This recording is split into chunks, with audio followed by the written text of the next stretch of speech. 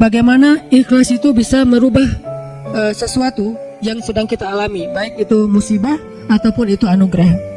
Kemudian bagaimana cara kita menjadi seseorang yang mukhlis sampai ke derajat tertinggi dari mukhlis itu adalah mukhlas. Jadi ada mukhlis, ada mukhlas. Orang mukhlis adalah orang yang sedang belajar menjadi ikhlas. Orang mukhlas orang yang udah ikhlas banget. Jadi orang yang mukhlas itu nggak ada bedanya antara dipuji sama dicela. Itu mukhlasin. Ketika dia posting sesuatu, likersnya banyak atau malah hatersnya banyak, buat dia nggak ngaruh. Itu mukhlasin. Nggak gara-gara dia yang nge-like dan komen positifnya disanjung banyak, jadi dia semangat. Terus giliran di hate sama orang lain, dicela sama orang lain, dia jadi kayak pundung gitu. Ini berarti sedang belajar mukhlis. Orang mukhlas nggak ada bedanya bagi dia antara emas dan batu. Sama di mata dia antara emas dan batu. Orang mukhlas sama di mata dia antara pujian dan celaan. Orang mukhlas sama di mata dia antara orang yang membalas kebaikannya atau justru mengkhianati kebaikannya. Dia tetap menolong orang tersebut. Ini mukhlasin, derajat tertinggi dari mukhlisin. Sehingga para anbiya kayak Nabi Yusuf, Nabi Musa, Allah menyebutnya mereka adalah mukhlasin. Wadhkur fil kitabi Musa innahu kana mukhlasan wa kana rasulan nabiyya. Salah satunya. Coba kalian ingat kisah tentang Musa. Musa adalah seorang hamba yang mukhlasan, mukhlas banget, yang udah nggak ada bedanya dipuji orang, dicela orang, diikuti orang, ditinggalkan orang, buat dia nggak beda. Dia tetap berbuat baik, dia tetap taat kepada Allah. Nggak ada bedanya ketika dia berhijrah, kemudian hijrahnya ini menguntungkan atau hijrahnya ini menjadi ujian. Dia tetap berhijrah karena dia tahu hijrah itu baik. Dia tetap jujur karena jujur itu baik. Nggak ada bedanya ketika dia jujur menguntungkan atau jujur malah jadi ujian. Saya nggak bilang merugikan ya, karena jujur nggak mungkin rugi, taat nggak mungkin rugi, taubat dan hijrah nggak mungkin rugi, cuman ujian. Buat dia kalau tahu itu baik ya dia lakukan. Mau untung, mau jadi ujian. Nah buat dia pokoknya lakuin aja. Ketika dia misalnya dalam sebuah transaksi gitu, dia jual beli mobil. Kadang-kadang gara-gara terlalu jujur, apalagi jual beli mobil second gitu, kalau jujur resikonya kan agak susah cari untung nih. Dia bilang ini tangan pertama, karena emang belum berubah nama, tapi udah tangan ketiga padahal. Dia bilang ini belum pernah kecelakaan, mobilnya sehat banget. Kalau yang masih modelnya analog malah bisa dikulik supaya kilometernya dikurangin. Atau kalau yang digital, artinya dia nggak jujur demi dapat untung besar. Nanti untuk less guilty, dia akan bantu anak yatim, panti asuhan, bikin tasyakur bin ni'mah di rumah, kayak gitu kan. Ini proyek kecil, apalagi proyek besar. Ketika dia udah main dalam sebuah event, udah main dalam sebuah proyek-proyek pemerintah yang angkanya udah MM-an, dia susah untuk jujur. Lalu setelah dia nggak jujur, dapat untung supaya sedikit less guilty-nya, dia bantu pesantren, panti asuhan, bangun masjid, atau tasyakuran di rumah, ngundang anak yatim. Nah, sekarang kita coba kembalikan lagi, bukan itu yang disebut orang soleh. Orang soleh itu adalah ketika dia taat kepada Allah dalam keadaan sarra au dharra, dalam keadaan senang atau dalam keadaan susah, dan itulah mukhlasin. Alladzina yunfiquna fis sarra'i wad dharra. Orang yang tetap membantu orang lain. Yunfik itu kan bukan hanya ngeluarin duit ya, tapi inti dari yunfik atau infak itu adalah ngebantu orang. Kalau kita ngeluarin duit tapi nggak membantu orang, itu namanya juga yunfik. Tapi yunfik untuk dirinya, karena infak dalam bahasa Arab itu mengeluarkan harta. Cuman identiknya mengeluarkan harta di sini artinya bantu orang lain. Dia tetap bantu orang lain, fisarro au darro. Fisarro ketika dia lapang rezekinya, au darro ketika dia juga lagi terlilit hutang, dia juga lagi susah, dia juga belum makan tapi ngasih makan orang lain. Ini ringan. Yang berat itu adalah ketika ujiannya perasaan. Dia tetap bantu orang itu walaupun orang itu mungkin melupakan kebaikan dia. Dia tetap bantu orang itu walaupun orang itu adalah pernah nge-unfollow dia. Dia bantu orang itu walaupun orang itu nge-block dia. Yang lebih berat lagi, dia bantu orang itu walaupun orang itu pernah mutusin dia. Nah saya juga belum kalau itu. Masih mukhlisin, belum mukhlasin. Mukhlasin lagi belajar ikhlas, belum benar-benar jadi orang yang ikhlas. Bisa nggak kita ngelakuin satu kebaikan tanpa lagi membedakan antara efek dari kebaikan itu nguntungin atau justru menjadi ujian. Nah ini kalau udah nggak ngaruh lagi efek itu, insya Allah kita udah menjadi hamba yang mukhlasan. Kalau yang mukhlasan, maka setan udah nggak bisa lagi nggodain kita. Karena ketika setan berakad dengan Allah setelah Allah memarahinya gara-gara nggak mau sujud kepada Adam, kemudian kata setan, akan saya goda hamba-hambamu selama saya masih ada di dunia, kecuali hambamu yang mukhlason. Itu nggak bisa digoda sama setan. Kenapa? Mau goda pakai apa? Udah nggak ada bedanya di dia antara nikmat dunia dengan ujian dunia. Dia cuma tahu ini taat, ini baik, ini halal, dia kerjakan. Mau itu untung, mau itu jadi ngerugiin dia dalam tanda petik, mau itu malah buat orang meninggalkan dia lakukan dengan akhlak yang tetap santun. Ini yang kita belajar dari menjadi seorang hamba yang ikhlas, menjadi seorang hamba yang mukhlas, sampai akhirnya kita lebih mudah melakukan kebaikan. Kayak misalnya kan ujian buat kita tuh kadang di keluarga aja. Ada anak yang bilang, Ustadz, memang masih pantas saya berbakti sama ayah yang dulu pernah ninggalin saya, nggak nafkahin saya, zalim sama saya, pernah nyakitin fisik saya, dan segala macam. Kan ada pertanyaan gitu kan kita sebagai anak. Padahal nggak usah nanya gitu juga. Yang namanya orang tua pasti berjasa dalam hidup kita. Dan sepanjang hidup kita berbakti kepada mereka, itu belum bisa ngebayar satu aja pengorbanan mereka untuk kita. Sama kayak seorang istri kepada suami, begitu juga anak kepada orang tua, tanpa bertanya gitu, apalagi sampai nanya. Kalau sampai misalnya kita berpikir, ayah saya pernah zalim sama saya, ibu saya pernah zalim sama saya dengan berbagai macam kasus, maka jawabannya kalau dari angle konten kita malam ini, mau jadi orang yang mukhlas atau mau jadi orang yang amrih? Kalau mau jadi orang yang mukhlas, gak ada bedanya, asalkan itu adalah berbakti kepada orang tua. Apapun orang tuanya, mau orang tuanya baik atau menurut dia gak baik, yang namanya Allah suruh berbakti, ya saya berbakti. Orang saya kan ngelakuinnya karena Allah, berakadnya kepada Allah, bukan kepada makhluk. Itu kan inti dari ikhlas, berakad dengan Allah, bukan berakad dengan makhluk. Kalau berakad dengan Allah maksudnya apa? Berarti kita minta rewardnya dari Allah, minta apresiasinya dari Allah, minta kebaikannya dari Allah, bukan dari makhluk. Yang kita harapin like dari Allah, yang kita harapin di repost oleh Allah. Karena ada sahabat-sahabat yang captionnya pernah di repost sama Allah di Al-Quran. Salah satu sahabat yang captionnya di repost siapa? Umar bin Khattab, 3 kali di repost oleh Al-Quran. Itu keren banget, sampai ada sahabat captionnya dia di repost oleh Al-Quran. Jadi ayat itu mengulang kembali kata-kata Umar. Salah satunya di surat At-Tahrim, kemudian nanti ada di surat Al-Anfal, kemudian ada juga di surat Al-Ahzab. Allah nge-repost kata-kata Umar bin Khattab.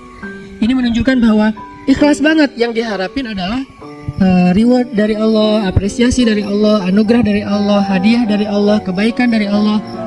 Ustadz, kalau misalnya nggak berharap apa-apa bahkan dari Allah, itu bukan ikhlas. Karena makna ikhlas itu bukan tidak berharap apa-apa.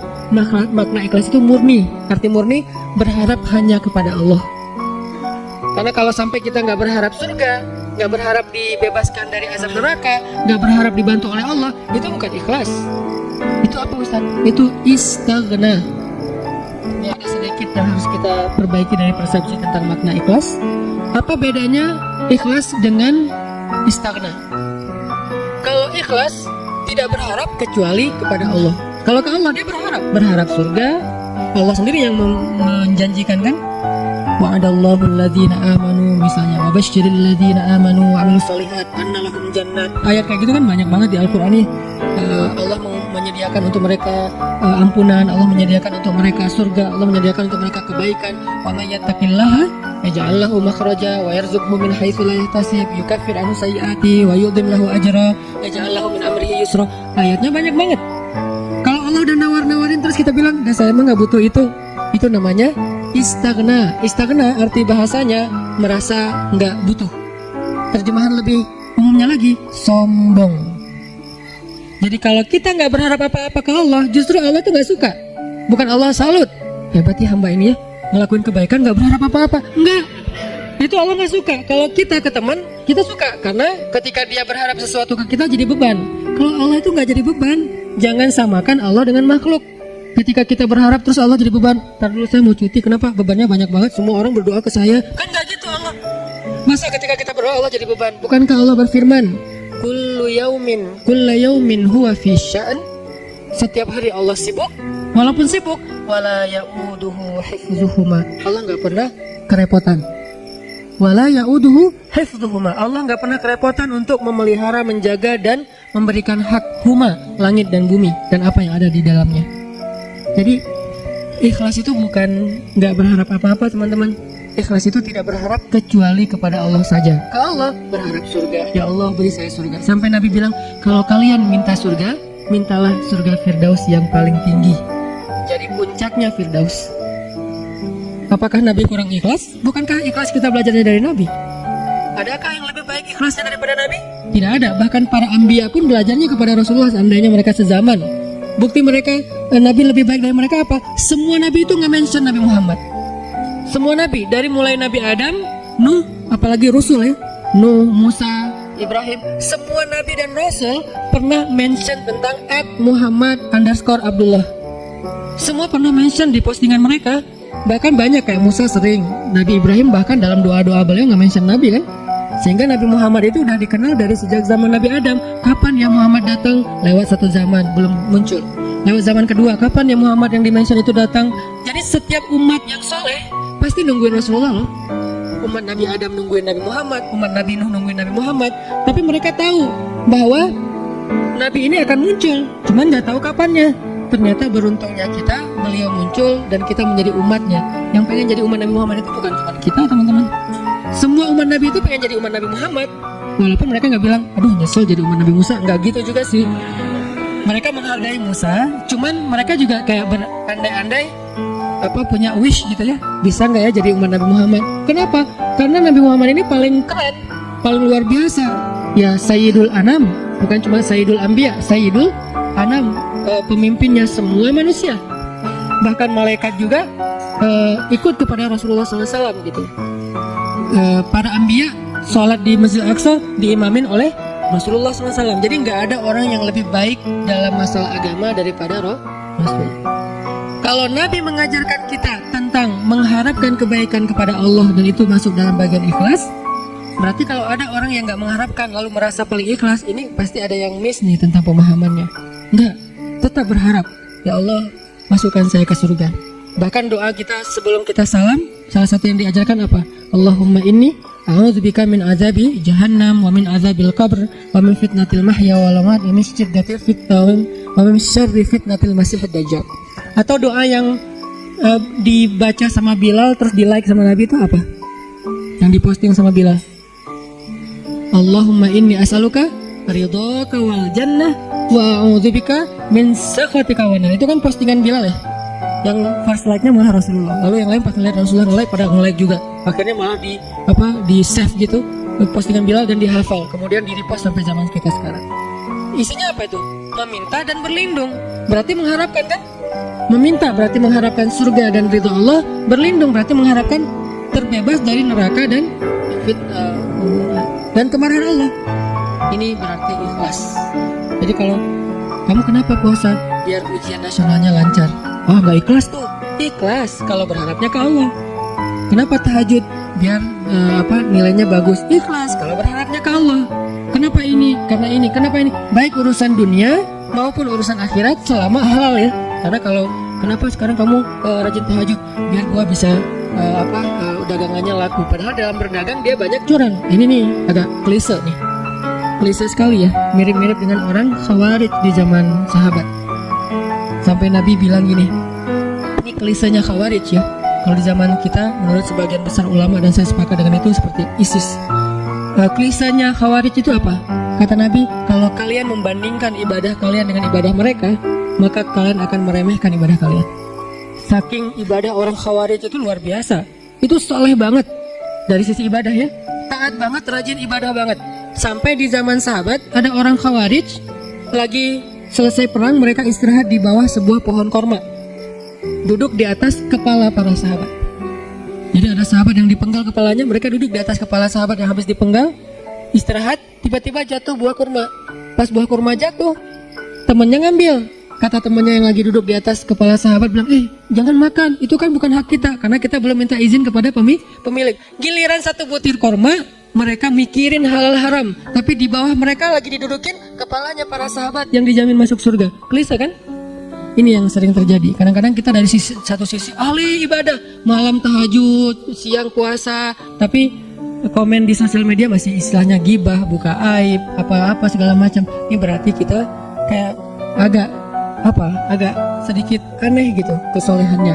Nah, termasuk orang yang pengen jadi orang baik tapi nggak mengharapkan apa-apa. Sampai ada syair, dan saya agak kurang setuju dengan syair ini, mengatakan, ya Allah, kalau saya berbuat baik karena pengen surga, tutuplah pintu surga itu dari saya, gitu kan ya. Kalau saya beribadah karena takut neraka, masukkanlah saya ke dalam neraka. Saya melakukan itu hanya karena cinta. Terkesan hub, al-khawf, dan ar-raja itu tiga hal yang bertentangan.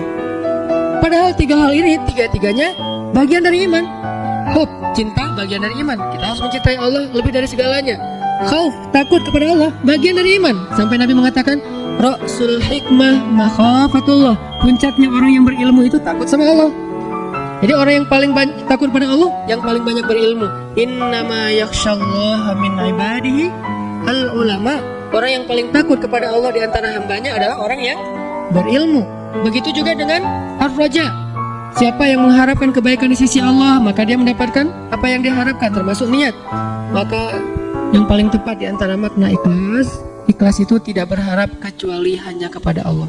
Kalau berharap kepada Allah, itu semuanya ikhlas. Kalau nggak berharap apa-apa dari Allah, namanya istaghna. Dan ayat tentang istaghna, kalla innal insana la yatgha ar-ra'ahu istaghna. Manusia itu akan banyak berbuat dosa ketika dia merasa dirinya serba cukup, nggak butuh lagi kepada Allah SWT.